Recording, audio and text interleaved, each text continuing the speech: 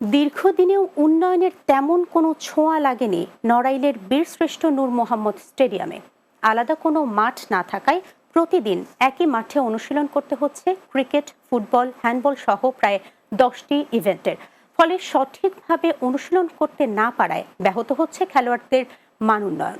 সকলের দাবি দ্রুত বীরশ্রেষ্ঠ নূর মোহাম্মদ স্টেডিয়ামকে পূর্ণাঙ্গ স্টেডিয়ামে রূপান্তর করা।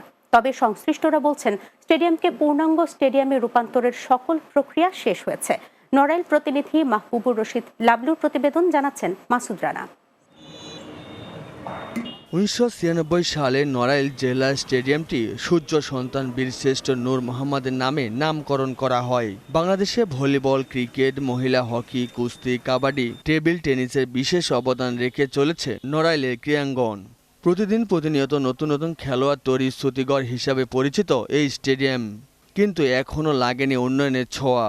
স্টেডিয়ামটা কোনো পূর্ণতা পায়নি।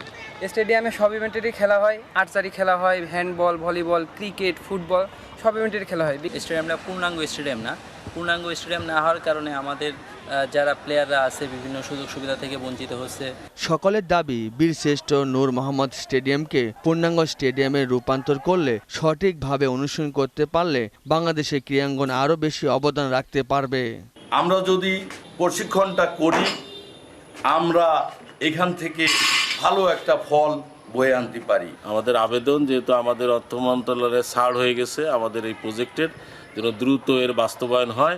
জেলা ক্রীড়া সংস্থা সাধারণ সম্পাদক জানালেন, প্রায় 47 কোটি টাকার প্রকল্প পাস হয়েছে, শীঘ্রই কাজ শুরু করা হবে।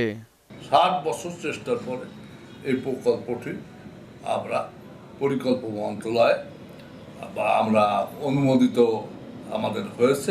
নড়াইল জেলা ক্রীড়া অফিসার বলেন, এই স্টেডিয়ামটি উন্নয়নের কাজ দ্রুত শুরু হবে। এটি হবে দক্ষিণ পশ্চিমাঞ্চলের মধ্যে একটি অন্যতম সেরা স্টেডিয়াম। স্টেডিয়ামটি সংস্কার কাজ বা বর্ধিতকরণের কাজ হয়ে গেলে আমাদের খেলাধুলার গতিশীলতা এবং স্মার্ট ক্রীড়াঙ্গন গড়ে তুলতে পারবো বলে আমি বিশ্বাস করি। অতি দ্রুত বীরশ্রেষ্ঠ নূর মোহাম্মদ স্টেডিয়ামের উন্নয়নের মাধ্যমে ক্রীড়াঙ্গনে উন্নতি ঘটবে, এটি সকলের প্রত্যাশা।